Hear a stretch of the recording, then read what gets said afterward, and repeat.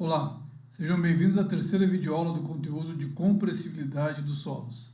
Nessa videoaula falaremos da teoria de adensamento unidimensional do Terzaghi.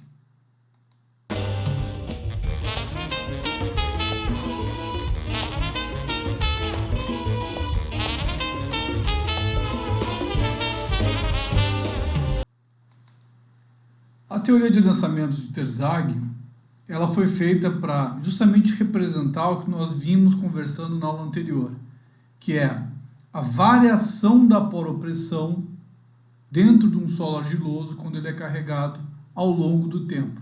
Então nós vimos lá que o adensamento ocorre da seguinte forma: nós colocamos a carga no solo, essa carga acaba indo inicialmente para a água, que gera um excesso de poropressão dentro do solo, e essa pressão se dissipa lentamente dentro do solo em função da baixa permeabilidade da argila. E assim que o solo consegue dissipar aos poucos a sua pressão, esse pouco de pressão que é dissipada acaba, então, permitindo que a tensão aplicada, parte dessa tensão aplicada, carregue os grãos do solo, né, em forma de tensão efetiva. Então, durante o processo de adensamento, nós temos essa troca. Ora, a carga externa aplicada está na poropressão, ora, a carga externa aplicada está nos grãos em forma de tensão efetiva. Então, é isso que a teoria do adensamento Terzaghi tentou resolver de forma analítica, né? Então, nós vamos definir uma equação para trabalhar com esse fenômeno, só que, obviamente, essa equação, né, ela é função de uma série de hipóteses propostas por Terzaghi e Floersch, e é isso que eu vou mostrar para vocês agora no início, né? Bom, quais são as hipóteses, então, simplificadoras da teoria do Terzaghi? Uma, ele considera que o solo é homogêneo, ou seja, isso já é utilizado em outras teorias que nós aplicamos até aqui, na parte de água do solo, nós já fizemos isso, na parte de tensões devido ao carregamento externos e tensões no solo, nós também já aplicamos esse conceito. Quer dizer que um solo, ao longo da sua massa, ele é por igual em toda a sua extensão. E nós sabemos que isso não é verdade, né? A gente pode ter lentes de diferentes materiais, podemos ter uma variação do próprio material, ele ser mais rígido ou menos rígido ao longo da profundidade, enfim. Mas para que nós possamos conseguir calcular esta equação, essa é uma hipótese que precisa ser adotada, porque senão a equação começa a ficar muito complexa, né? Já é complexa com essas simplificações, então precisamos adotar algumas condições simplificadoras, né? Algumas condições de contorno.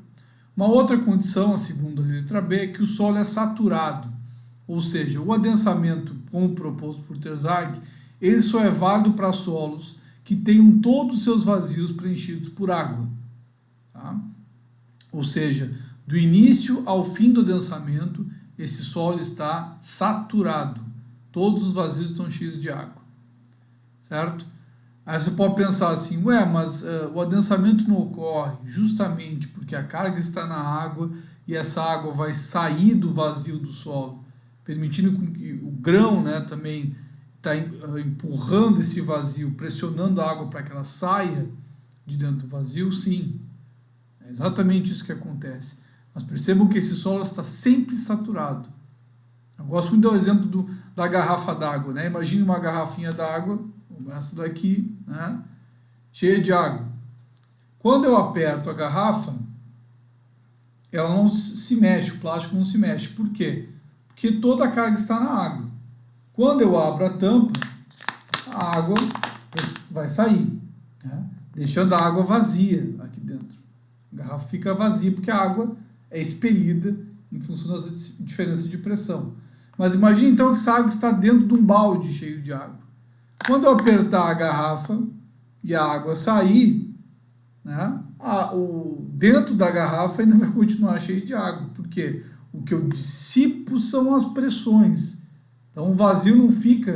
Quando eu faço o adensamento no solo, isso não quer dizer que eu tirei a água de dentro do vazio. Eu tirei a água que estava com excesso de pressão e essa pressão foi dissipada. Mas esse solo está sempre saturado, certo? Bom, no campo é possível que o solo tenha alguma bolha de ar, algum ar, né, dentro do solo, que a minha saturação não seja 100%. Mas geralmente esses solos que têm esse comportamento de ter esse processo de densamento, né, são solos argilosos, sedimentares, com matéria orgânica, geralmente são solos encontrados em regiões próximas aí de cursos de água, de rios ou de mares, né, onde esse material já está no nível, quase que no nível do mar. Então é uma condição, é uma hipótese muito próxima da realidade, tá? Que geralmente, se não for 100%, vai ser aí seus 98%, 95%.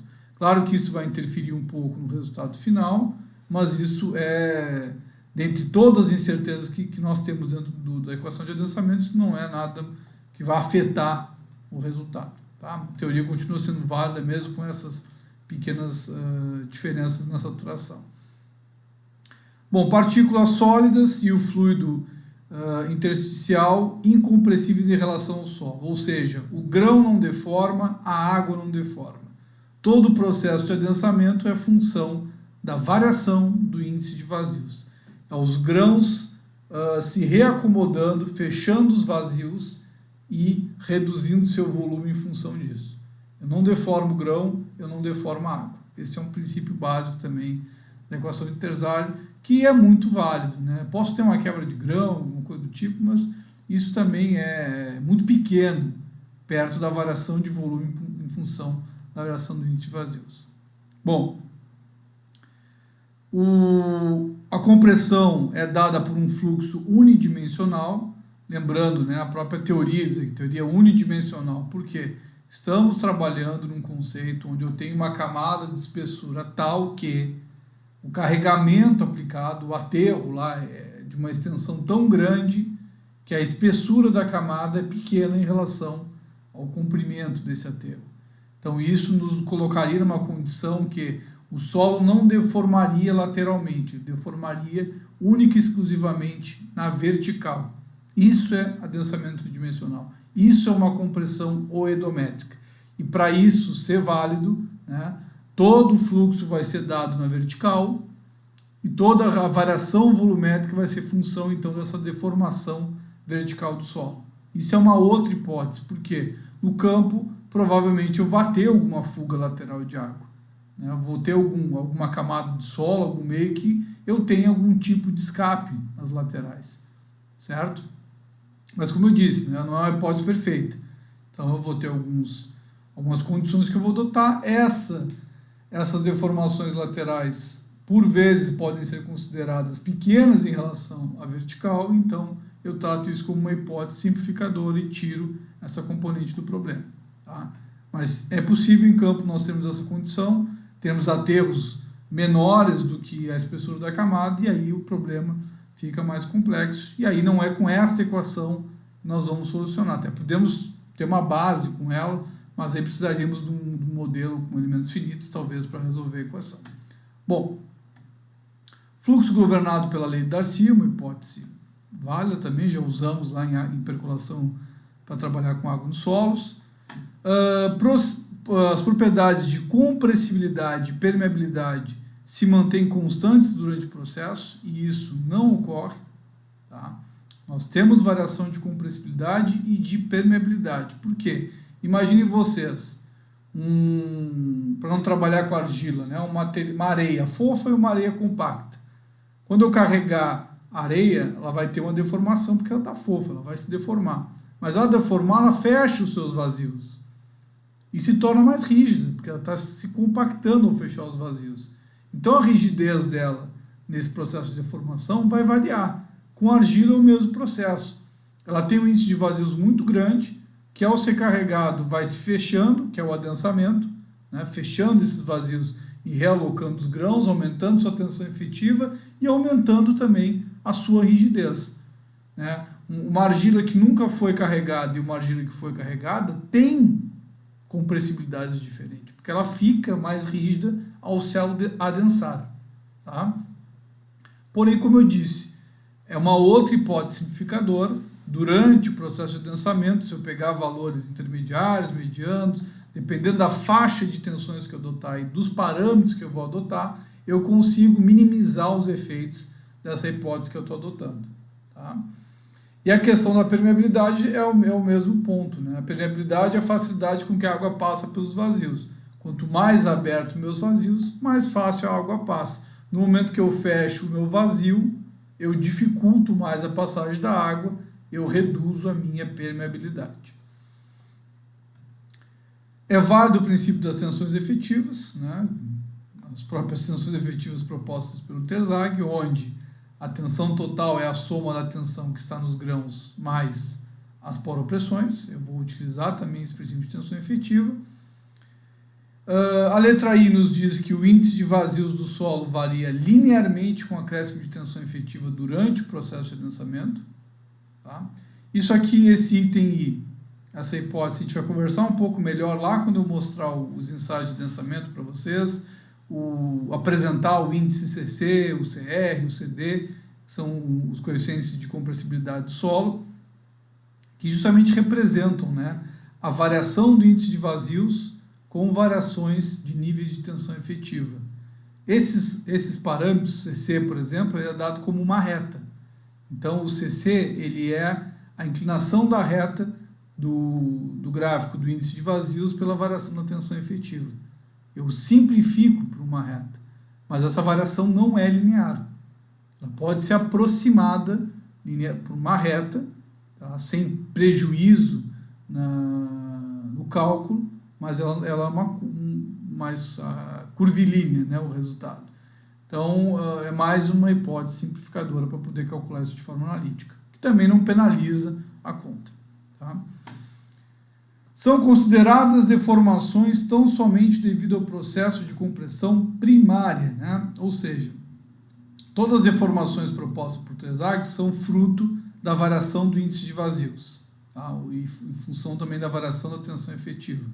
Tá? Então, ao colocar uma tensão efetiva, uma tensão total, desculpa, eu vou ter uma variação de índice de vazios que vai me promover uma variação na tensão efetiva, porque à medida que a poropressão está se dissipando, a tensão efetiva está variando.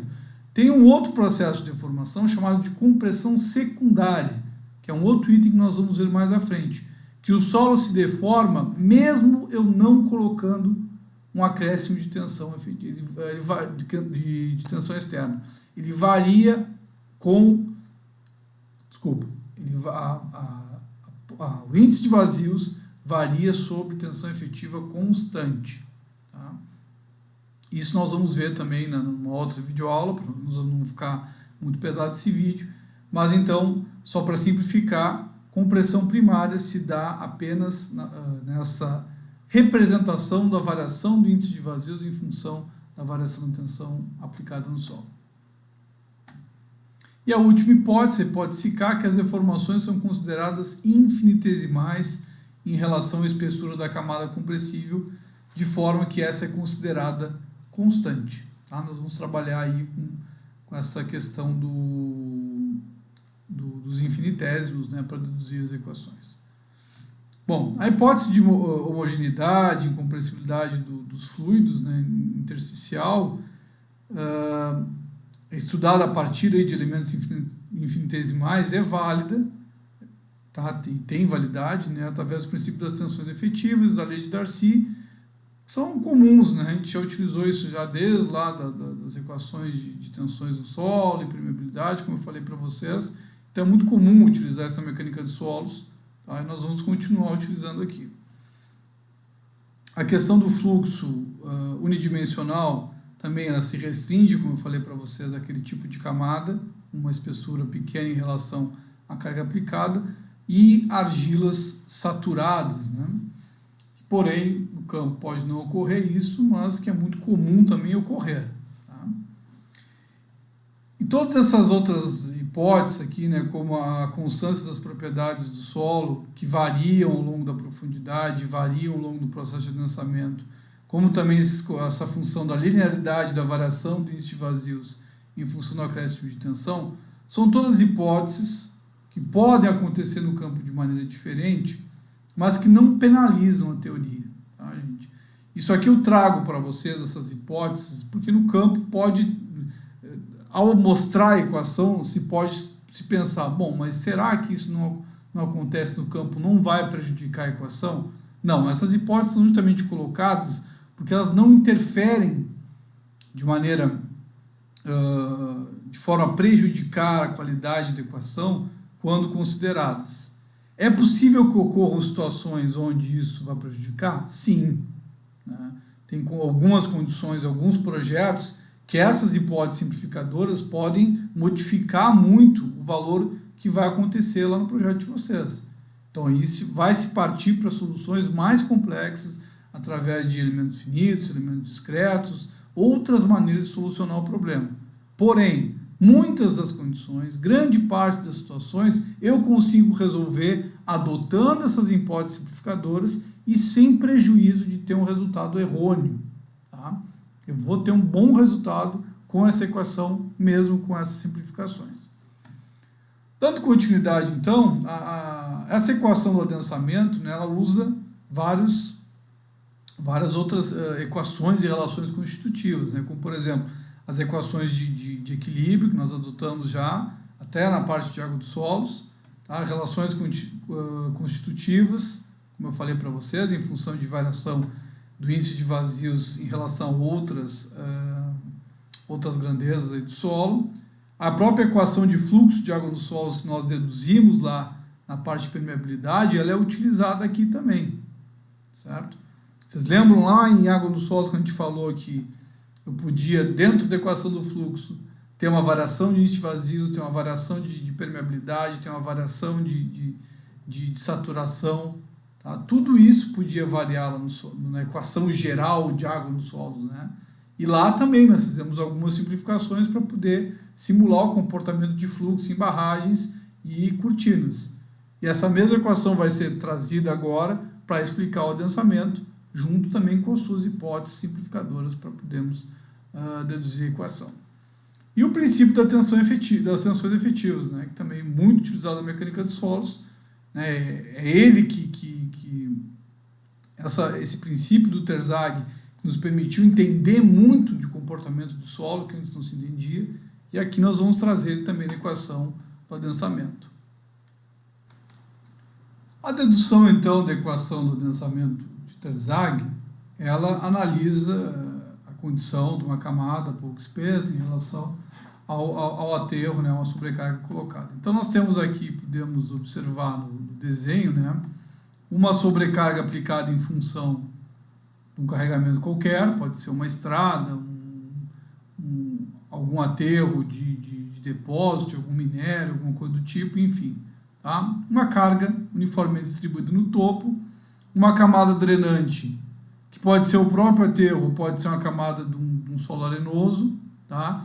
E a nossa camada compressível de solo. Tá? Bom, essa camada compressível, ela tem algumas características, né? Um ponto que vocês vão aprender agora que nós chamamos de altura drenante. Quem é a altura drenante? A altura drenante é a altura disponível para fluxo, certo? Então imaginem vocês, se eu tenho um solo permeável aqui embaixo e aqui em cima, quando eu carregar este solo mole, essa camada compressível, essa poropressão, todo esse delta sigma vai virar poropressão aqui. Então, todo o delta sigma vai estar nessa linha. Tá? Isso no meu tempo zero mais, né? À medida que eu coloquei a carga, eu estou com toda a poropressão aqui em cima. Então, quando eu não tenho nada de carga, eu tenho só a minha poropressão hidrostática, né? Quando eu coloco a carga, tudo vira poropressão. Todo o delta sigma vira excesso de poropressão. E à medida que o tempo vai passando, eu vou dissipando essas poropressões. Mas claro, né, gente, imaginem vocês, essa água que está com pressão aqui próximo ao elemento drenante, ele dissipa rapidamente para a camada acima. Já a poropressão aqui no meio da camada de solo mole vai ter que percorrer todo este caminho até chegar lá. Então, o tempo que demora para dissipar esse excesso de poropressão é diferente do tempo que demora aqui embaixo, dentro de uma camada de solo mole. Então, quando eu tenho drenagem nas duas faces, eu vou ter, né, essas interfaces do material drenante com um solo pouco compressível e de menor permeabilidade, eu vou ter uma drenagem mais rápida, ou seja, no mesmo tempo qualquer, eu vou ter dissipado muito mais pressão nas interfaces do que no meio da camada. Então, por isso que eu tenho esse formato aqui, ó, de poropressões. E é por isso que é importante que eu analise como as poropressões variam ao longo da profundidade. Então, além de saber assim, ó, quanto variou a poropressão variou num determinado tempo. Essa é uma pergunta relevante. Mas o mais relevante ainda, né, o tal qual relevante é em que profundidade tu estás perguntando isso. Por quê?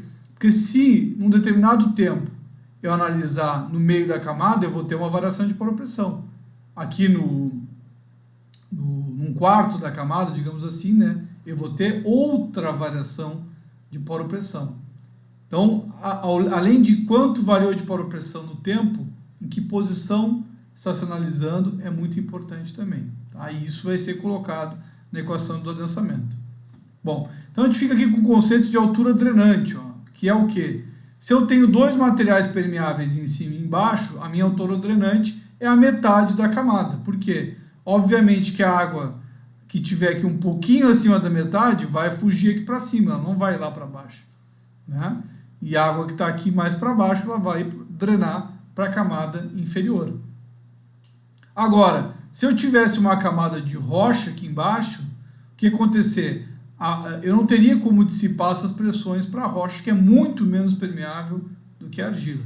Então, o que aconteceria? Quem teria mais excesso de poropressão num determinado tempo seria essa camada na interface que teria que percorrer toda a altura drenante. Ou seja, quando eu tenho dupla drenagem, eu digo que a minha altura drenante é o H da camada dividido por 2. Quando eu tenho uma possibilidade de drenagem apenas, que geralmente é por cima, eu vou ter então que a minha altura drenante é igual ao H, a espessura da camada. Bom, vamos analisar este infinitésimo de solo que está dentro da camada de solo. Esse infinitésimo aqui eu vou trazer ele para cá. Esse infinitésimo, ele está me mostrando o quê? Que abaixo dele eu tenho uma carga hidráulica maior do que na saída. É que nem aqui, ó, se eu avaliasse essa metade da camada, ó, aqui embaixo eu tenho muito mais poropressão do que em cima, né? Porque em cima já está dissipando um pouco antes do que a parte inferior. Então a minha equação vai partir daí.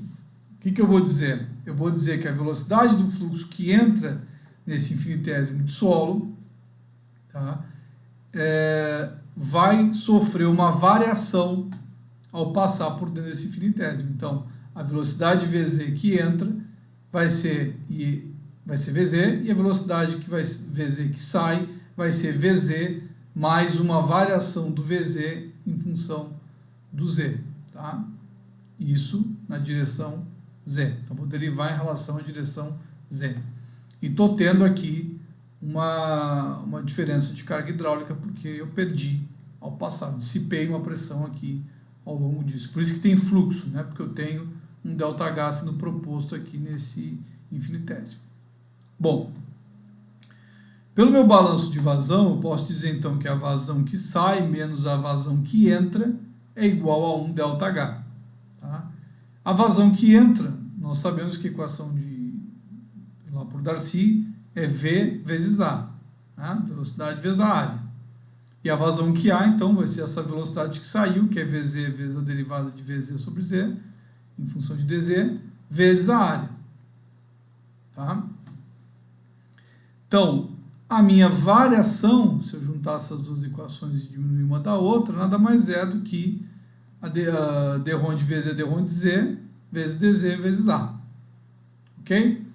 Bom, aplicando a lei de Darcy, novamente, eu posso dizer que a velocidade é k vezes I. O meu I, se vocês lembram, o nosso gradiente hidráulico, ele é ΔH sobre L. Então, eu botei aqui, ó, dρ de H por dρ de Z. Né? O meu L aqui vai ser, no caso, o Z. Só que como eu estou trabalhando com infinitésimo, lembrem que carga total é igual a carga altimétrica mais pesométrica. Como eu estou trabalhando com infinitésimo, a minha variação da carga altimétrica ela pode ser considerada desprezível. Então, eu posso escrever que o meu Kz é a derivada da carga piezométrica na direção Z. Tá?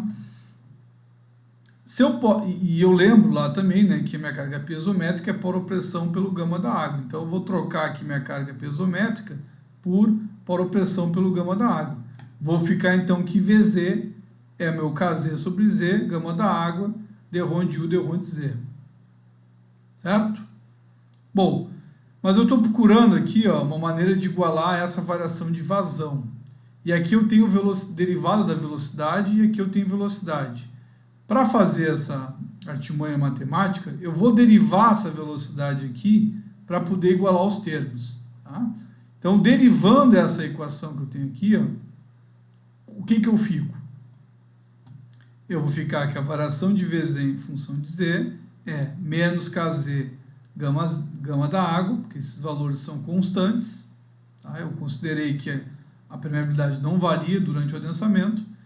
E fiquei, então, agora com a derivada de segunda ordem de U em função de Z ao quadrado.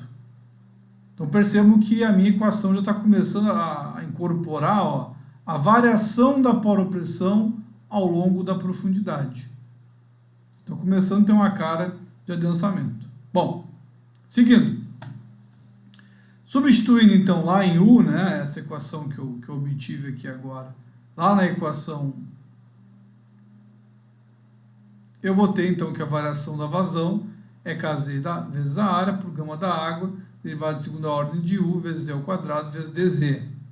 Se eu considerar que a variação volumétrica do elemento é dada pela derivada do volume em função do tempo, né? Vazão, volume sobre o tempo, e pensando que o volume é o volume total do solo, certo?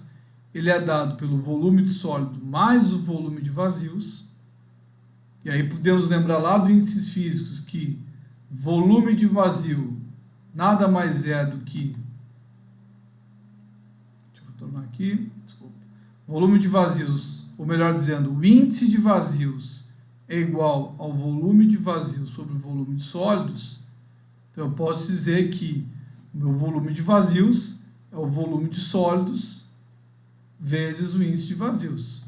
Como eu já tenho o volume de sólidos aqui, substituindo então volume de sólidos vezes Z, eu fico então que o volume total pode ser dado por volume de sólidos vezes 1 mais Z. E aí posso substituir isso aqui nessa equação de vazão, ou seja, posso dizer então que a variação do volume é dada em função disso, só que a única parcela que vai sair da equação é o volume de sólidos. Por quê? Porque o volume de sólidos é constante, ou seja, os grãos não vão variar de volume. Tá? Então eu fico que a minha variação da vazão, que era a função volumétrica no tempo, vai ser em função apenas da variação do índice de vazios com o tempo. E eu trocando esse volume de sólidos aqui, por volume total sobre 1 mais Z, eu fico com essa equação 2 para nós guardarmos aqui, porque eu vou usar ela daqui a pouco. Tá? Como eu falei, né, se o volume de sólidos é constante, tá, eu posso dizer que toda variação volumétrica ela é função da variação dos vazios do solo. Né? Toda a variação do meu solo não se dá em função da compressibilidade da água nem dos grãos, e sim do fechamento dos vazios. Então eu posso atribuir que toda a variação de volume total é função da variação do volume de vazios. Se o meu solo está saturado, todos esses vazios estão cheios de água. Então eu posso trocar aqui que a variação volumétrica total é a própria variação do volume de água do solo. Tá? Substituindo aqui essa equação. Então eu vou guardar essa equação 2 aqui para daqui a pouco. Bom, falando um pouquinho de princípio das tensões efetivas, tá? Porque eu vou precisar desse conceito agora. Bom, o princípio das tensões efetivas a gente já conversou, a tensão total é igual à tensão efetiva mais a poropressão, certo? Eu sei que o índice de vazios é função da minha tensão efetiva e a minha tensão efetiva é função do tempo aqui no meu processo de adensamento. O que isso quer dizer? Toda variação da tensão efetiva vai representar uma variação do índice de vazios ou vice-versa. Por quê? Quando os vazios fecham, os grãos se reacomodam. Quando o vazio fecha, a água está saindo de dentro do vazio, dissipando essa pressão e o grão está sentindo essa carga. Então, o processo de adensamento, o processo de variação do índice de vazios vai acarretar em variação de tensão efetiva no adensamento. Isso é muito importante para vocês guardarem, né? Toda deformação do solo vai ser função de uma variação da tensão efetiva. E essa tensão efetiva vai, obviamente, variar ao longo do tempo em função desse processo de adensamento. Então, eu posso escrever que a derivada, né, do de Rondier, aqui de Rondier, essa variação do índice de vazios com o tempo, ela é função da variação do índice de vazios em função dessa variação da tensão efetiva e é função também da variação da tensão efetiva com o tempo. Isso aqui é um artifício matemático que é utilizado pelo Terzaghi para eu poder substituir lá na minha equação, onde eu tenho essa variação do índice de vazios com o tempo, eu poder colocar essas outras variáveis, a tensão efetiva e o tempo. Tá? Com isso, aquela minha equação 2 lá, ó, que era dada aqui, deixa eu voltar no slide anterior, ó, onde dizia aqui, ó, que o volume total, a equação 2 que eu pedi para vocês guardarem lá, ó, volume total sobre 1 mais E era a variação do índice de vazios com o tempo, eu vou substituir isso aqui por esse artifício matemático que a gente conversou agora, e o volume total eu vou substituir também em função aqui do meu volume de água, né? Então, o meu volume de água, o meu volume total, né, ficou 1 sobre 1 mais E, e a minha variação de tensão do índice de vazios com o tempo virou derivada de E sobre a derivada da tensão efetiva, e a derivada da tensão efetiva pelo tempo. Então, isso me representa a vazão. Nós tínhamos a equação 1, que a vazão era dada por Kz pelo gama da água, derivada de segunda ordem do U, sobre a derivada do Z ao quadrado.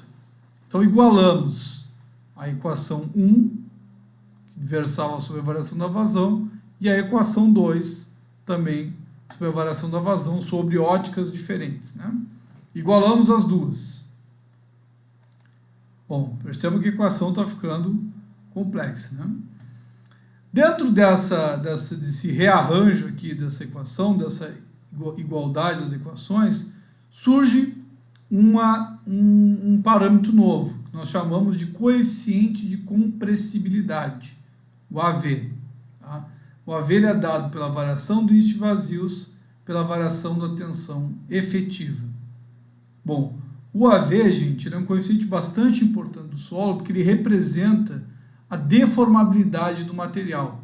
Ele é como se fosse, né, lá no modelo mecânico do Terzaghi, que vocês tinham um êmbolo com a mola dentro, ele seria o cada mola. Ele seria a rigidez da mola. Ele representa, então, a rigidez do solo. Por quê? Percebam o que eu tenho aí. Ó. Eu tenho o quanto vai variar o índice de vazios em função de uma carga, de uma variação de carregamento aplicado.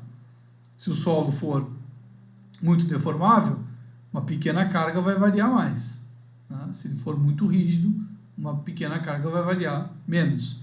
Então, claro, né, como toda deformabilidade é representada justamente pela variação dos vazios, esse coeficiente está representando isso. A variação volumétrica em função da carga aplicada, deformação em função da carga. Esse é o nosso AV, esse é o coeficiente de compressibilidade dos solos. Então, eu já vou logo de pronto substituir o AV aqui na equação por o de Rondier tensão efetiva. Tá? E aí eu fico com a equação com esse jeitão aqui. Por que o negativo aqui, né? Porque à medida que eles variam de maneira contrária, né? Quando eu aumento a tensão efetiva, eu reduzo o índice de vazios. Então eu fico com um valor negativo aqui. Tá? Também do princípio das tensões efetivas, voltando lá, né? Eu posso escrever que tensão efetiva é tensão total menos U. Então eu vou pegar essa variação aqui, ó, da tensão efetiva no tempo e vou desmembrar em tensão total no tempo menos poropressão no tempo. E eu preciso fazer isso por quê? Porque eu sei que a tensão total é constante com o tempo. Né? Por quê? Quando eu aplico uma carga, ok, hora está na água, hora está nos grãos. No começo está tudo na água, no final está tudo nos grãos.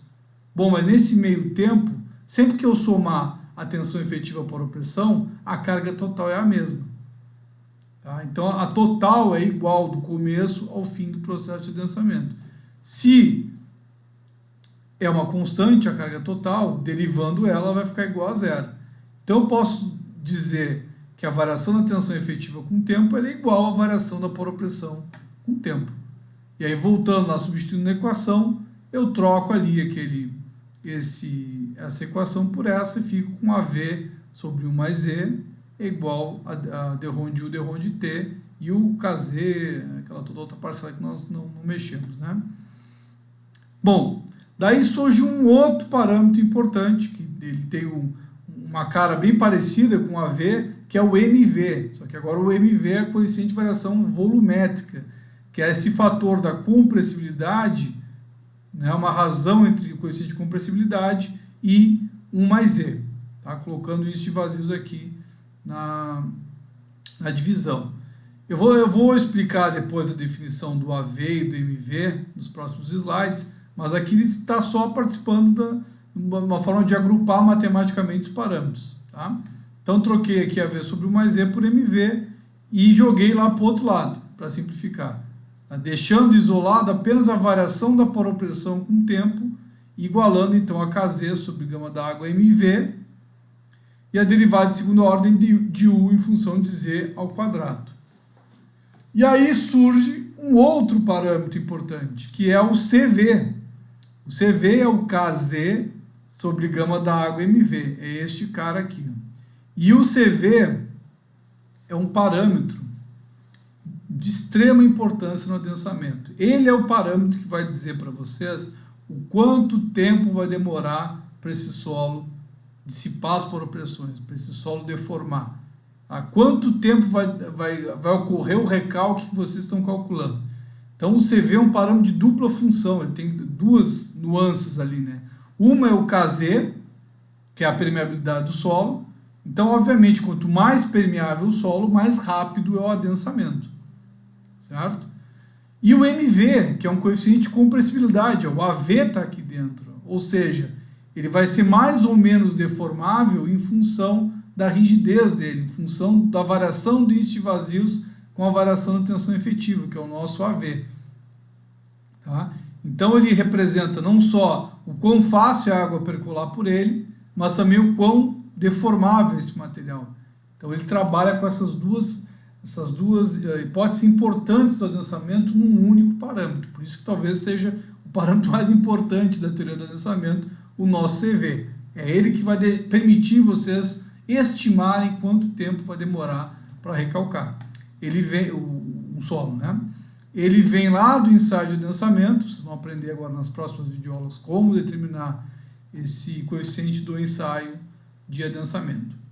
Bom, substituindo aqui então, eu fico com essa equação simpática, em função do CV, a derivada de segunda ordem de U em relação ao Z, igualando aí então a variação do U em função do tempo.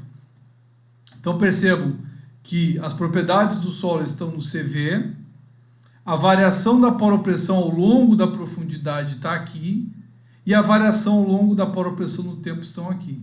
Então essa é a equação diferencial do adensamento dos solos em função aí da profundidade escolhida e do tempo escolhido. Tá? Então eu tenho aqui meu primeiro esboço da equação do adensamento. Ok? Bom, vamos tentar desmembrar, botar essa equação um pouco mais com o jeitão que a gente precisa, certo? Porque assim lá como a equação de água nos solos, essa é uma equação complexa de ser feita de forma analítica, né? Então preciso ainda resolver essa equação complexa. Só antes disso, né, vamos falar desses dois coeficientes que eu falei para vocês, que apareceram aqui do nada na equação, né? Surgiu o tal do MV e surgiu o tal do AV. Esses coeficientes, eles foram lá colocados simplesmente para agrupar alguns parâmetros, mas eles têm uma explicação física. Por exemplo, o coeficiente de compressibilidade AV, ele é uma relação entre a deformação vertical, que é o nosso recalque, e a variação do índice de vazios. Tá? Nós vimos, acho que foi na primeira videoaula, que o adensamento, né, a variação do índice de vazios era dada então em função disso aqui, ó, espessura da camada sobre 1 mais E0. E a variação do índice de vazios, lembram que eu comentei com vocês, que é justamente o que representava o adensamento, né, o que a gente ia descobrir agora no adensamento. E é essa variação do índice de vazios, em função do carregamento aplicado, que é representada pelo AV. O AV é a relação da variação do índice de vazios em função da variação da tensão efetiva. Isso vai depender, obviamente, do solo que nós temos, por ser mais rígido ou não, da densidade dele, né, se está numa profundidade maior, profundidade menor, se ele é mais rígido, menos rígido, mais adensado, menos adensado. Tudo isso vai interferir nesse parâmetro de compressibilidade do material. E lá no ensaio de adensamento, a gente vai conseguir, através da inclinação da curva de carga e deformação que nós obtemos no ensaio de adensamento, estimar o nosso AV. E aí, estimando o AV, eu consigo colocar na minha equação do adensamento, que nós vamos ver também na próxima videoaula, e determinar quais são os recalques. Mas esse é um importante, né, coeficiente, que é o nosso coeficiente de compressibilidade.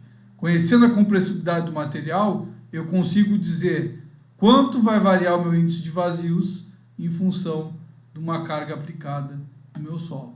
E consigo já calcular o recalque.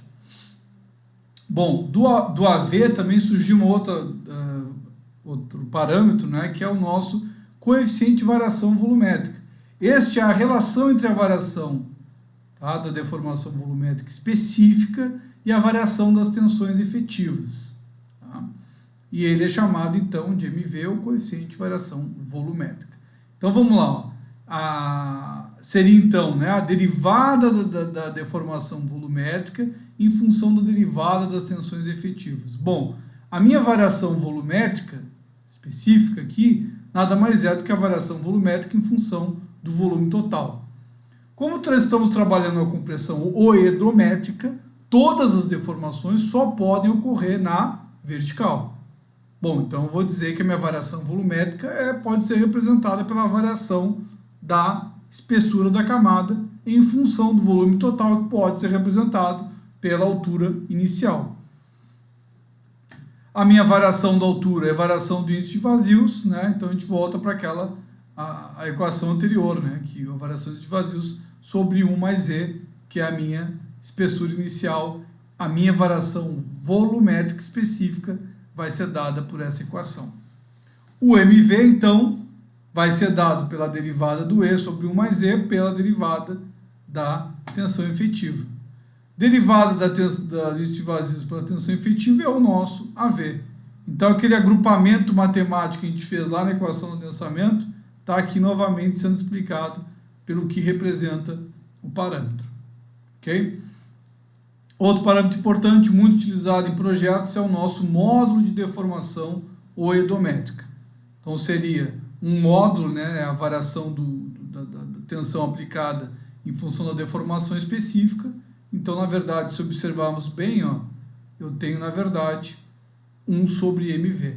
Então, meu módulo oedométrico eu posso tirar através do MV, que eu obtenho através do AV, que eu obtenho lá no ensaio de adensamento. Bom, chegamos até aqui na equação de adensamento do Terzaghi. Bom, Terzaghi propôs aquela equação com Floresch, né, e todo o pensamento matemático, mas a equação, nós vimos aqui nos slides anteriores, né, essa equaçãozinha aqui, essa equaçãozinha aqui, ela não tinha solução, né? Todo esse pensamento teórico das poropressões, a variação de tensão efetiva, em função da deformação, isso é muito lindo, mas eu precisava resolver essa equação. E aqui tem um capítulo legal da história, que foi um brasileiro que resolveu essa equação. Tá? O Waterblad, tá difícil aqui, né? Waterblad, em 1930, foi o primeiro, na sua tese de doutorado no MIT, a descobrir a equação do adensamento diferencial. Inclusive, muito pouco crédito é dado para ele, né? O Terzaghi pegou a solução, participou da banca dele, tudo, né? E não deu todo o crédito para o Waterblad. Ele aparece, né, mencionado em algumas partes da história geotécnica, mas não com o prestígio que deveria ter. Tá? O Waterblad era um matemático, não era um geotécnico, né? Mas foi ele que resolveu aí a equação do adensamento diferencial do Terzaghi. Bom, nessa solução, o Waterblad ele propôs algumas condições de contorno. Né? Quais são as condições que ele adotou? Bom, pensando que eu tenho aqui duas camadas drenantes, então a minha altura drenante vai ser, minha espessura total do solo vai ser 2 vezes a altura drenante. Certo? Porque o H total drena da metade para cima, da metade para baixo, então a espessura total é 2 HD.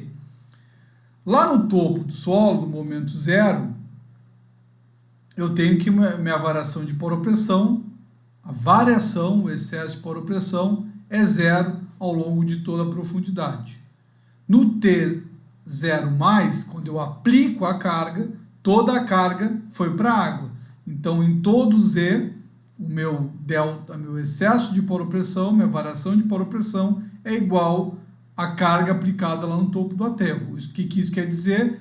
No instante que eu coloco a carga no solo, toda aquela carga externa está na água de forma igualitária ao longo da toda a profundidade. À medida que passa um pouquinho o tempo, né, então T0++, lá na fronteira do solo compressível e do solo mais permeável, instantaneamente essa água vai dissipar, né? A que está próxima do material granular, instantaneamente ela dissipa, tanto lá em cima quanto lá embaixo. Então, nas pontas, sei lá, 1 segundo depois que aconteceu o carregamento, 1 milésimo de segundo, 1 infinitésimo de segundo, eu já tenho que nas pontas, em Z igual a zero, eu tenho o excesso de poropressão igual a zero, e em Z igual a 2 HD, eu tenho o excesso de poropressão igual a zero. Ou seja, nas fronteiras do solo compressível com o solo permeável, eu tenho poropressão nula nesse instante depois de um tempo infinitesimal depois da aplicação da carga. E o adensamento, lá no final do adensamento, muito tempo depois, que é justamente o que a gente quer descobrir, a gente sabe que a poropressão é zero ao longo de toda a profundidade. A poropressão não, né? O excesso de poropressão é nulo ao longo de toda a profundidade. Eu vou sair da carga hidrostática antes de colocar o aterro. Quando eu coloco o aterro, vai tudo para a água, e à medida que vai dissipando, volta até, quando acaba o adensamento, eu volto para a hidrostática. Com essas condições de contorno, o Waterblad pegou a equação lá do Terzaghi em função do CV, com o adensamento que nós vimos agora há pouco, e fez uma solução através da série de Fourier.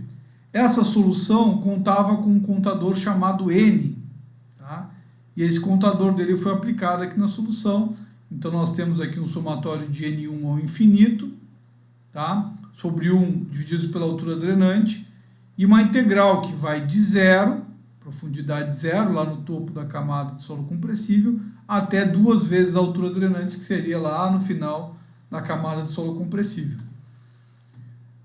Essa integral, então, é função da variação da tensão efetiva do seno do N πz, divididos por 2 vezes a altura drenante, vezes dz, e o seno de nπz sobre 2 vezes a altura drenante, vezes o E. Esse E aqui, pessoal, até podia ter botado talvez um ESP aqui, tá? Esse E não é índice de vazios, tá? É o E de logaritmo natural, exponencial, né? Na menos 1/4 de n ao quadrado, π ao quadrado vezes t. Então aqui tomem cuidado só. Bom, o que é esse T maiúsculo que apareceu também? Então apareceram duas coisas novas aqui, o N, que é esse contador, né, e da série de Fourier, e o T, que é o que nós chamamos de fator tempo. E o fator tempo pegava aquele parâmetro importante que nós calculamos lá, o CV, multiplicado pelo tempo sobre a altura drenante. Então, essa equação, guardem com carinho, que vocês vão utilizar ela bastante para interagir aí e descobrir quanto adensou do solo em um determinado tempo. É o nosso fator tempo, que usa o nosso CV, que vem lá do ensaio de adensamento. Continuando aqui nossa equação, nossa solução, que ainda está bastante complexa, ao resolver essa série de Fourier, o Ortenblat percebeu que, como o contador tem aqui na sua solução um valor de 1 menos cosseno de n vezes π, quando esse valor tende a zero, essa parcela aqui, 1 menos cosseno de nπ, tende a zero para valores pares de n. Tá? Então, quando eu tenho valor de 2, por exemplo, tá? Se eu botar 2 aqui, eu vou ficar com 2π. E aí o cosseno vai dar zero. Então, vou tender a valores nulos quando eu tenho valores pares. E ele tende a 2 para valores ímpares de n. Tá? Então, eu vou ter uma série meio capenga, né? Que hora vai dar 0, hora vai dar 2. Então, o que ele fez? Ele bolou um contador novo, tá? Considerando que o meu n minúsculo é 2 vezes o n mais 1. E aí, jogando agora em função desse n aqui, com essa formatação, ele jogou novamente na equação, e a equação ficou com esse formato agora, com este contador n maiúsculo. Tá? E o meu somatório vai de n maiúsculo igual a 0 ao infinito. Para tentar simplificar um pouco mais essa equação, ele chamou essa parcela aqui, ó, de 1 meio de π vezes 2n mais 1, que aparece em várias partes da equação, de m. Então, ele substituiu o m também, né, esse novo contador na equação, ficando com essa solução da equação do adensamento, em função da nossa poropressão. Tá? Então, percebam que a equação está bem mais simpática agora, com uma solução mais simples. Eu consigo resolver essa série agora, tá? Não tão facilmente, né? Preciso talvez de um computador ou de uma calculadora para me ajudar, tá? Mas já tem uma solução bem mais simplificada do que era aquela equação lá com derivados de segunda ordem. Então, eu fico aqui com m igual a 1 ao infinito, de 2 vezes a variação da tensão efetiva em função desse m, tá? Desse contador, vezes o seno de m vezes z, que é a profundidade pela altura drenante, vezes a exponencial aqui, número e, né? De menos m ao quadrado vezes o fator tempo. Bom, aqui está em função de poropressão. Vamos dar só mais uma rebuscada na equação de adensamento e deixar ela não em função da poropressão, e sim em função da porcentagem de adensamento. O que é a bendita porcentagem de adensamento? Essa porcentagem de adensamento é a função da poropressão, né? Então, ela corresponde ao quanto do excesso de poropressão foi dissipado um determinado tempo t numa determinada profundidade z. Tá? Então, a porcentagem de adensamento ela é representada pelo U maiúsculo, tá? E aqui eu indico qual a direção que eu estou falando. Então, aqui o U de z, tá? Vai ser dado da variação da tensão total menos o U, divididos pela tensão total. Tá? Ou seja, 1 menos U divididos pela tensão total. Por que isso aqui está me representando a porcentagem de adensamento, pessoal? Porque, pensem comigo, No instante igual a zero, quando eu tenho 0% de adensamento, quando eu coloco a carga, toda a tensão total, né? Pensem nisso aqui como excesso de poropressão, como a carga externa, perdão, então a carga externa é o delta sigma total aqui, ok? Quando eu coloco esse delta sigma lá no topo do aterro, toda a carga vai para água. Então eu coloquei toda a carga no U. Então quando eu fizer isso menos isso, dá zero. Ou seja, a minha porcentagem de adensamento é nula no instante que eu coloco a carga. Concordam comigo? Não adensei nada. A porcentagem de adensamento é nula nesse instante. No final do adensamento, toda essa carga colocada aqui, ela está na tensão efetiva. Então a minha poropressão é zero. Se a poropressão é zero, eu fico com delta sigma por delta sigma. Isso me dá 1, me dá 100% de adensamento. Então, quando a carga está nos grãos, eu tenho 100% de adensamento. Tá? É isso que representa a porcentagem de adensamento. E claro, num determinado tempo qualquer, um pouco vai estar na água, um pouco vai estar nos grãos, e aí eu vou saber qual é a porcentagem do que já foi dissipado de poropressão. Ok?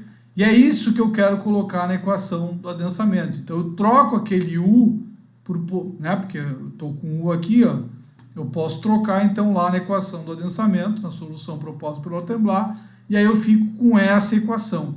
E é essa equação que nós utilizamos. A solução da equação do adensamento em função da porcentagem de adensamento. Ela pode ser solucionada? Pode. Tá? Com ferramentas computacionais eu consigo aí solucionar ela, até de forma analítica. Tá? Mas ela ainda é um pouco chatinha de resolver. Então, o que se faz mais costumeiramente é se valer de ábacos para trabalhar com essa equação. Né? Soluções gráficas para calcular a equação do adensamento. Então, essa é uma solução gráfica dessa equação que eu propus para vocês. Bom, neste gráfico eu tenho a profundidade, que eu quero saber a poropressão, e aqui no eixo X eu tenho a porcentagem de adensamento. E essas curvas aqui, ó, representam o meu fator tempo. O que é o fator tempo mesmo? Se nós voltarmos aqui, ó, 3 slides, o fator tempo ele é o CV, que são propriedades do solo, características do solo, vezes o tempo. Então, imaginem vocês, eu quero saber o quanto deformou, quanto de recalque já aconteceu, quanto de poropressão já dissipou em 3 meses. Eu vou colocar 3 meses aqui, a espessura do solo não vai mudar, as propriedades do solo não vão mudar, então a única coisa que varia aqui é o tempo. Então, em função dessas características do solo e do tempo que eu escolho, eu vou ter um valor de tesão, de fator tempo. Com esse valor de tesão, eu posso vir aqui, ó, escolher a curva que representa o tesão que eu quero, ver a profundidade que eu estou analisando dentro da camada e eu descobrir o quanto, para aquele tempo que eu estou querendo saber, né, quanto já adensou do meu solo, quanto de poropressão já dissipou, certo? Eu não vou me aprofundar muito nesse gráfico, porque eu vou fazer um vídeo aplicando, né, utilizando esse ábaco para vocês, para ficar mais claro. Mas este ábaco que vocês precisam guardar dessa videoaula é que ele representa a solução da equação do Terzaghi, tá? De adensamento, e ele é utilizado apenas quando eu quero descobrir a variação da poropressão pontualmente. Ou seja, eu quero saber quanto variou da poropressão a 3 metros de profundidade dentro da camada de solo mole. Então ele serve para isso. Ok? Ou, por exemplo, eu instalei um piezômetro dentro do solo mole. Eu quero saber qual a altura de coluna d'água dentro daquele piezômetro, ou qual a poropressão que um sensor vai estar me indicando dentro de um ponto específico da camada. Bom, eu preciso deste ábaco, porque ele aqui, ó, me permite escolher um ponto específico. Agora, se eu quero saber só a deformação como um todo, né, imaginem vocês, em 3 meses, quanto adensou do solo? Toda a camada adensou, né? Quanto essa camada reduziu de volume? eu teria que pegar ponto a ponto desse aqui e avaliar o quanto deformou, porque aqui no mais próximo do topo da camada já dissipou as propressões logo no início do adensamento. E lá no meio ainda está adensando. Então percebam que ao longo da camada o processo de adensamento é mais rápido nas bordas do que no centro. Pô, mas eu quero saber o todo, eu quero saber em cima do aterro, quanto que desceu o aterro lá em cima. Bom, aí nós precisamos nos valer da porcentagem de adensamento média. Tá? Então a porcentagem de adensamento média vai fazer isso aqui. Ó. Imaginem para vocês uma relação, ó, da profundidade com a altura drenante. O D correu um pouco aqui, ó, a altura drenante. E nós traçássemos um gráfico. Claro, ó, em um determinado tempo qualquer, a porcentagem nas bordas já teria ocorrido quase que 100%, enquanto no meio ainda não ocorreu todo o adensamento. Então é como se nas bordas tivesse adensado muito e no meio pouco. Mas quem está lá em cima da camada sente a camada deformando. Então, a porcentagem de adensamento médio responde isso para vocês, o quanto toda a camada, como uma coisa única, está variando com o tempo, e não só por opressão em pontos específicos. Então, o que eu faço aqui? Para resolver isso, eu trabalho com a área achurada. Pensando nesse gráfico aqui, ó, eu vejo o que eu tenho de porcentagem, né? Então, 1 menos a área achurada, menos a área total, tá? Derivo essa área aqui da curva que eu estou tendo com o tempo, que vai ser dado talvez por essa solução aqui, e consigo uma solução para uma porcentagem de adensamento média, né? Que seria essa equação aqui, ó. Aquela solução lá do geral para profundidade, né? Essa aqui, desculpa. Se eu considerar a integral aqui para fazer a porcentagem de adensamento médio em função do tempo, eu vou chegar nessa equação. E essa equação eu consigo representar por uma única curva. Então aqui eu tenho uma família de curvas, quando eu preciso representar ao longo da profundidade. Quando eu trabalho com adensamento médio, eu tenho uma curva ao longo do tempo, que é dada pela porcentagem de adensamento e o fator tempo. E é isso que vocês vão utilizar para me dizer quanto toda a camada deformou no tempo, e não um ponto específico só. Tá? Também vou fazer um exercício aqui num outro vídeo, né, para não ficar tão longo, esse vídeo já está longo, né, utilizando esse ábaco aqui. Tá? Esse ábaco vocês podem utilizar essa solução gráfica ou essas equações. Essa equação menor que 60, aqui, ó, para uso menor que 60, então quando o U é menor que 60, essa curva aqui, ó, é representada por essa equação. Depois de 60%, eu tenho uma outra curva que é melhor representada por essa equação aqui. Então, vocês podem usar o gráfico, as equações, tá? Porque aqui TIU, eu tenho TIU aqui, ou também tabelas, né? Eu vou fornecer para vocês uma tabela que já está calculado lá. É só vocês, eu quero um U de 90%. Esse U de 90% já te dá um fator tempo já tabelado em função dessa equação. Então você pode usar ou o gráfico, ou as equações, ou as tabelas. Certo? Bom, nessa videoaula eu queria mostrar isso para vocês, né? Essas soluções gráficas. Vamos fazer então uma videoaula só mostrando em detalhe como aplicar esses ábacos, essas curvas. Espero que tenham gostado e até uma próxima videoaula.